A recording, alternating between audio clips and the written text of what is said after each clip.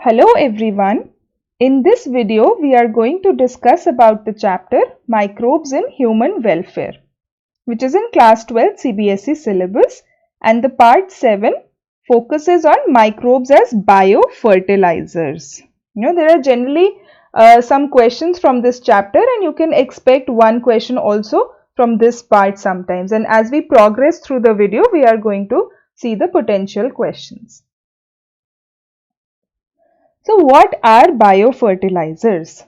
Biofertilizers are defined as bacteria, blue-green algae or cyanobacteria and fungi, single or in combination. It can be either bacteria, blue-green algae, fungi or biologically active products that help in enriching soil nutrients.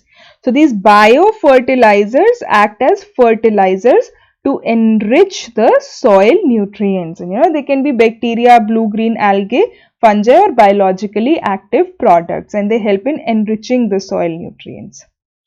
Application of biofertilizer to the soil facilitates nitrogen fixation or phosphorus solubilization. So, if there is nitrogen fixation from the soil or phosphorus solubilization, it helps in the growth of plants. Nitrogen, when it is available to the plants in the organic form, it is used for the amino acid and protein formation, and phosphorus, it is also very important, because it helps in proper cell growth and also cell division. Okay, so application of biofertilizers to the soil facilitates nitrogen fixation and phosphorus solubilization. It stimulates plant growth, promoting substances which in turn assist to furnish primary nutrients to crops and promote growth and yield. Okay, so it stimulates plant growth and there is increase in growth and yield of the plants. It also reduces usage of chemical fertilizers considerably, thereby cutting down costs and being eco-friendly, because these biofertilizers are cheaper and it cuts down the cost, which is also very helpful for the farmers, and it is eco-friendly. These chemical fertilizers, they are toxic to the environment, but these biofertilizers are environmental friendly. Okay, so these biofertilizers, they can be like bacteria, blue-green algae, fungi or biologically active products, help in enriching the soil nutrients, as a result of which there is nitrogen fixation, phosphorus solubilization, which enhances the plant growth and yield, and they are cost effective and eco-friendly. Then is examples of biofertilizer. So here is, where you can expect questions in the NIT examination or other competitive examination. They will give you the question, which of the following are a biofertilizer, or they can ask you which of the following is not a biofertilizer. Okay, so therefore you need to know the names of these. So Rhizobium species in root nodules of leguminous plant. It fixes atmospheric nitrogen into organic form, which is used by plant as a nutrient. When it fixes nitrogen into organic form, it can be taken up by the plants and it is used as a nutrient, for formation of proteins and various other processes in the plant. Okay, so it acts as a nutrient. So Rhizobium species in root nodules of leguminous plants.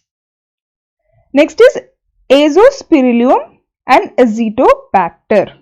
They are free-living species in soil, enriches the nutrient content of the soil. Again, they have all these biofertilizers have more or less one same function, which is they enrich the nutrient content. And then like Rhizobium, it is specific for fixing the nitrogen into the organic form. Okay, and then Azospirillum and Azotobacter in soil, they enrich the nutrient content in the soil. Next is fungi. Gliomus is symbiotically associated with plant where fungal symbiont absorb phosphorus from the soil and it passes to the plant. Okay, so this glomulus will absorb phosphorus from the soil and then it will transfer to the plant. Plant in turn show better resistance to root-borne pathogens, tolerance to salinity, drought and overall growth of plants. So, this glomulus helps in absorption of phosphorus. It absorbs phosphorus from the soil Okay, so there is always phosphorus in the soil, and gliomas will absorb the phosphorus from the soil and pass it on to the plant. So it acts symbiotically. And plants in turn, they show better resistance to root-borne pathogens. The pathogens that are present close to the root, that can be harmful to the root. It also shows tolerance to extreme salinity, saline conditions, droughts, and overall growth of the plant, So this acts symbiotically. Next is cyanobacteria, such as Anabine, Nostoc, or Oscillatoria. And they are autotrophic microbes, and they are in the paddy field. So what are autotrophic microbes? Autotrophic microbes, they are capable of making their own food.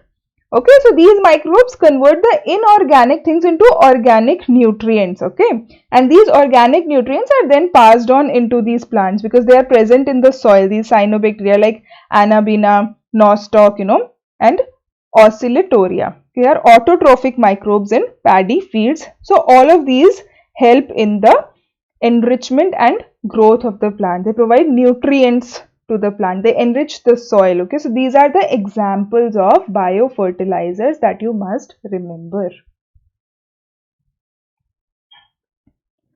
And next is advantages and disadvantages of biofertilizers.